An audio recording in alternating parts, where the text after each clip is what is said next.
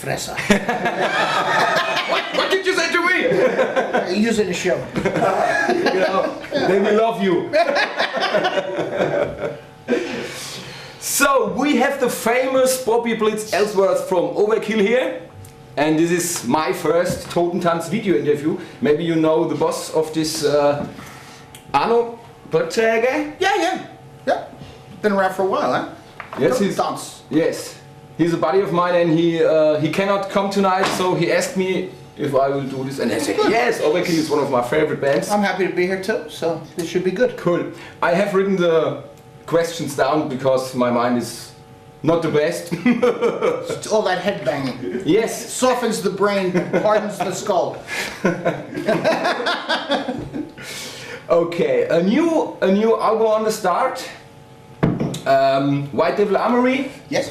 What is the story behind the title White Devil Armory, and where do you take your inspirations for that? You know, it's when we write and we get together, we've done this for a long time, and one of the processes we've been using over the last records is to find a starting point. Mm-hmm. Because we've done so much shit, you don't want to repeat yourself, so we look for different starting points, and we look for them in words. Mm. Ironbound, or electric for Electric Age, and Armory for this record. Dee Dee was enamored with the word, then it kind of becomes my job to turn it into something a little bit more interesting. So it's really just creation for us, by us. Mm-hmm. He said, hey man, this is what I'm thinking. I said, good, I know what you're thinking now let's turn it into something that's a title. Now the idea behind this is that when he's writing, this is the word that's in the back of his head, and I know where he goes every time. So then we're kind of on the same course with regard to being organized for what we're trying to present. Mm-hmm. And I think that that's how it takes form. And you know, when it was written down as White Devil Armory, just on a little note on my desk, it really didn't mean anything. But as the record itself started progressing lyrically, musically, now it kind of takes on, it becomes its own animal. Mm-hmm. So that's really was the idea behind it. It's creation for us, by us. Mm-hmm. Okay. Some of the fans said Ironbound was the best album since years because it went back to the roots of the band, some kind. While the Electric Age was again more like the ones before Ironbound. Mm. I think White Devil Armory is a mix of both. Well, I think it's a pretty good assessment. You know, there was big differences, or not big. I mean, Overkill records are Overkill records. You know, yes. You hear Dee Dee's bass, I know it's an Overkill record. You know, I mean, or an Overkill song to be. I can tell by the way it's being put together. But I think that what we have on this record is a combination of the elements that make up Overkill. And we're not just a thrash band, but thrash is the first order of the day. But there's also rock and roll, and there's also the new wave of British heavy metal, there's also punk rock, there's also traditional heavy metal and groove. Mm. So if we could get all this in one record, then we kind of have a complete Overkill record from our thinking. Mm-hmm. And I think that White Devil Armory holds all those characteristics. But they're the characteristics of Ironbound and the Electric Age put into one record. So I do think that you're right. I think this is a more complete Overkill than the last two records. You know, like it or hate it. I mean, it's just more of what we have in us. I do think that even though the last three records are different, they still are kind of sisters to each other. They still have the same kind of a feel to them, even though there's differences. Mm-hmm. Mm-hmm. When it comes to the artwork of the covers, do you exactly have in mind what it should look like, or do you let the artist take a free hand on it? Well, it goes both ways, and we've worked with a guy since a record called Necroshine, mm-hmm. and this guy's name is Travis Smith. He's done a lot of work for a lot of different people, but he's very close to us and really likes this project because a lot of times we do give him a free hand. And it's not just an image he comes up with, he wants to know our thread word too, mm-hmm. you know, so he wants to be part of this mm-hmm. and start working from the beginning. For instance, the Electric Age cover was it started as imagery that he said, I've got this great thing, you want to see this room I've created? And we loved the room for the Electric Age. On this one, we started sending him pictures of where we wanted to go. And they were actually just very simply Google images. We would just Google image different armories around the world and say, look at this one in Madrid. You know, this is cool. You know, let's send that one. Let's send the one from, one from the U.S. or Canada, or one from Germany, or one from, Russia, or something like so. And then Travis started coming up with this, and then we worked on it together. Travis and us. Okay. And is the whole band involved in that process, or is it just up to you and Didi to say yes, this is good, or? No, this is a band. I mean, it's I think that you know, one of the things that we've always had as Overkill is that we've you know, we really enjoyed life and had the opportunity to tour around the world, and you can't do that by being somebody's boss. You know what I mean? It's and so the guys have to approve their own pictures. The guys have to maybe they don't approve every piece of artwork, but that cover was sent to everyone first and said, what do you think of the layout? How do you like? What would you change? Because their opinions are necessary, and not just for the health of the band, but you know, when you have a stake in something, it's more valuable to you too. I think, you know, and I think if it was just Dee Dee and I don't think it would be as fun. You know, because I like seeing these fucking guys. You know, I mean, I like coming out, I like playing dice, and you know, smoking my e-cigarette, and having a few beers, and you know, and running around Aschaffenburg. You know, I mean, that's not fuck you, I saw you all week. You know, so we have a good chemistry, and I think, you know, it's one of the reasons I think since Ron joined the band that we've been able to pick it up. It's not really a rebirth. We've always been here, but it's re-energized, and I think he was a big part of that, and that's being a great drummer and being a great guy. In our band it's different. I say, and you do. He's gonna join Overkill. He's like, yeah, Bobby's fucking right. I want a little bit more fucking say in this. What I always wish for is a DVD collection of all the clips you have made so far. Will we ever get something like that, or is it not possible because of the different record companies? Well, I think it will be hard because of that. They're owned. Their promotional materials owned by those companies. Now, obviously, they're, you know, my image all the way through, and Dee Dee's image all the way through, and then different guys coming in and out. And once you start fucking around with other people's images, you have to start getting release forms and you know, I don't know if we have the best cooperation with some of the first members in the band, you know. And I'm not saying they're bad people. I'm just saying with regard to cooperation. You know, we've tried to do cooperative things in the past, and it always runs into a wall because, you know, I don't know why. Maybe because the band is very popular again. Maybe that's why, I don't know. Okay. Are there any plans in the near future for some kind of DVD? Or? It's in a contract with Nuclear. We just went worldwide with Nuclear. They handled us everywhere but North America up until this record. But we decided to go worldwide with them. Just kind of make a consolidated plan for the next few years with regard to releasing and touring. And that's in the contract. You know, I don't know when, I don't know where. I would, if we did it, I'd like to do it somewhere, you know, I mean, just wildly unique. You know, I mean, you know, Turkish shows can be just savage. You know, if you go to Turkey or some of the South American shows can be fucking crazy. You know? Yes. I mean, where they, you know, they create a flash mob across the street, and you know, there's 300 kids without tickets rush. The other 1,000 that do, and they run over the security, and the windows are breaking, and you think to yourself, "Holy shit!" I mean, is it just crazy or is it passion? But I'd love to be able to film something like that. Okay. It's hard work for a band to be on tour, and the stage acting is very impressive, especially yours.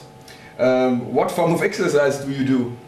Well, I used to be, you know, kind of a weights guy, and I would get myself all cut up before coming out on tour, and it was just kind of a routine of mine. It was never hard. But I think as time's changed and as passed, I've gotten older. That things have changed for me. I need different things now. Weights tire me out, but walking doesn't. I have a great dog, Shave-a-Hond, and she's 7, and when I'm home, I mean, she's got to get her 15 miles a week. Okay. You know, I mean, and that's what keeps her 7 and fit, and it keeps me 55 and fit. So I think that and besides the fact that I think, you know, it's how you do your, you know, it's how you live your life. You know, I mean, I like coming out and having a couple of cold pills, you know, but I'm also doing 90 minutes on that stage. That is one hell of a cardio workout. You know, you're using your lungs, you're using your legs, you're using your arms, you're using your back, and you know, by the time you get through a tour, unless you get sick, you could be in better shape than when you started. And that's, you know, that's kind of cool too. And it's how you look at it. So I'm doing more of a cardio thing now, and just really concentrating on keeping the lungs pumping and keeping the blood flowing. Overkill is a very busy band. Mostly we get a new record every 2 years, which is great. But I've heard when you are not on tour, you're gonna take normal jobs. Is that still so? No, we do. I mean, I own other businesses. I mean, they're not normal jobs. I mean, I have a chocolate shop with my wife, but it's not where I don't have a tie on and say, "Can I help you?" What the fuck do you want? Go bother somebody else. I wish to see that. I own a mailing company, but I'm silent in the mailing company. I'm just somebody who, kind of just sits in the back and just invested in it. So anything I personally have, I have some classic. I have a classic automobile I've invested in that I try to resell and then try to buy a better one. Fuck around in real estate. But all these things have been possible because of Overkill. So it's not that I had another job to make these things happen. Mm-hmm. It was Overkill and good since 1987. Mm-hmm. A couple of years after the first record. So that's been our source of income. I think I think that one of the things that guys from our area have, and I don't know if it's any different here or in the Frankfurt area, but we know guys from New Jersey, and we know their work ethic, and we know we're all the fucking same, pretty much. You know what I mean? And our parents, if you're a middle class guy and growing up where I grew up, our parents were the same, and they gave us the same kind of values, and they said, hey, do whatever you want, and if you stay busy, you'll be happy. So that's kind of why we do it, of the other things. Dede's got a studio, Dave's got a studio, he records other people. Derek does computer work, but he does it for website building. He doesn't really care about the money, he doesn't need it. So the point is yes, there are other things we do, but they're not necessarily necessities. Mm-hmm. So the fact is, every 2 years we have our Overkill record, which is great, I said. But you have to you create the songs, you write the lyrics, you have to rehearsal. Every 2 years a new album. Where did you get the time? I'll tell you a funny story. I was at a party. I was in an Irish pub. It was a friend's birthday, and the boys were getting ready to go out on the road. This was like for Ironbound or the Electric Age, one or the other. Hmm? And so they were going to rehearse in the studio the next morning at 10 o'clock and go till 6. And it was getting late, and I looked at my watch and I said to my wife, I said, I think we ought to get going. She goes, why? I'm having so much fun. I said, yeah, but I have rehearsal tomorrow. She said, you haven't been to rehearsal in 15 years. I said, yeah, you're right. So I don't really rehearse, but we do work together, and when the records start coming together, what we like to do is do this, obviously. That's why you get it every 2 years. I think we're happier doing this than not, that this becomes kind of the main focus. But we've been able to be old dogs, but still have young bites, And I think the way to do that is to change with the times, to not, scream and yell at, oh, people are downloading my music and I'm being stolen from. It's embracing that technology and trying to understand that we can still do the old school kind of get together, let's all fucking record this demo, let's get our shit together with this, but then start trading ideas back and forth through technology. Where I'm sitting in my office or something, and I have a home studio, Dede's at his, and I'm working with another engineer. So I think that what we do is we just have a good system and a good routine, and that's why it's always kind of worked for us every 2 years. Mm-hmm. We love doing this. It's not really a hard job. Okay. Overkill is a very big influence for younger bands and newcomers. What bands would you name as an inspiration? Oh, geez, I'm cut from different things, I mean, when I first started hearing, the new wave of British heavy metal, I was instantly attracted to Tank and Angel Witch or even the early Maiden. But before that, I was a big punk rock fan. I mean, I loved the Ramones. I thought the Ramones were our band. And I didn't even mean New York, just me and Dede. They're our fucking band. And you used to be able to see them in New York all the time, whether it be them playing or whether it be them walking around on the streets. Mm-hmm. And we had a great punk scene in New York back then. It was the Ramones, the Dead Boys moved there, New York Dolls, Blondie was showing up. Oh God, the Heartbreakers, and Iggy Pop was living there. I mean, it was like you could see all this shit. And I think that when it comes to influence, you take that new wave of British heavy metal and some more of that traditional priestish metal and the Sabbath that I heard when I was a kid, and I just started throwing it together with the punk. And I think that that's where Overkill comes from. Mm-hmm. There's an attitude, by saying you don't care, a lot of people say, oh, I don't give a fuck, or I don't care. but depending on how you feel when you're saying it, it can be very liberating. You know, but some people say it and it imprisons them, and some people can say it and it liberates them. And I think that that's what we got out of that punk rock thing. Not the imprisonment, but more that liberation. We can do whatever the fuck we want, you know? Let's make noise and let's irritate people. You know, that's what we want to do. Yes. So I think that that's where my influences come from. Over the years, heavy metal become more and more mainstream. The Wacken Festival is now like Disneyland heavy metal. They have comedians, which is... I like the comedians, but I don't want to see them on a heavy metal festival. Okay, yeah. And we have video games like Guitar Hero or something. What do you think about the evolution of heavy metal? Is it good for the business, or do we all betray our roots?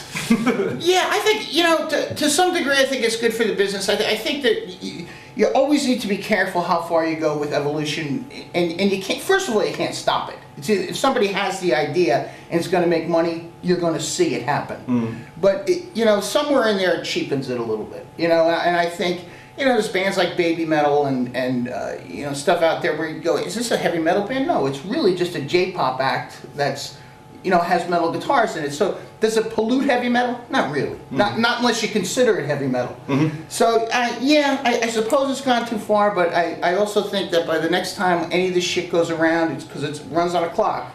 I'll be long fucking gone. And then it'll be up to you guys. So, okay, last question. Is there any country that you haven't played yet and wish to do that one day? I'd like to go to New Zealand. I've never been to some of the Pacific Rim. Malaysia, Indonesia, I'd like to see. I'd like to see Thailand. I think it would be pretty interesting. China, I haven't seen. And metal's open in China. I always have a problem. The Chinese have given us a lot of offers. You know, every year we have a record out, they offer us 5 shows. But they don't make the offer enough so we can even fly the band there. I'm like, what are you fucking crazy? You own half of 3/4 of America and the rest of the fucking world. Make a good fucking offer. But I'd like to see China, you know, because I think it's, you know, it's you know, one of the, you know, they're progressive with regard to their economy at this point and have turned themselves into the strongest economy in the world based on, you know, selling us cheap shit, but, but I'd still like to see it.